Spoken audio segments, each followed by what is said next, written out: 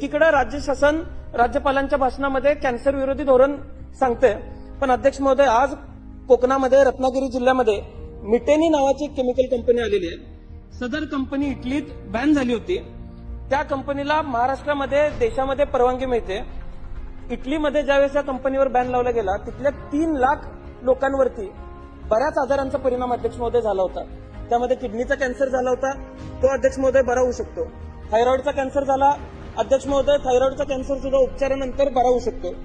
Cholesterol वाढलं, अध्यक्ष महोदय आज सुद्धा आपल्या इथे सुद्धा ते टेक्नॉलॉजी आहे, कोलेस्ट्रॉल वाढलं, गोळी खाल्ली कोलेस्ट्रॉल कमी होऊ शकतं। यातला सगळ्यात मोठा परिणाम अध्यक्ष महोदय हार्मोनल इम्बॅलन्स होता।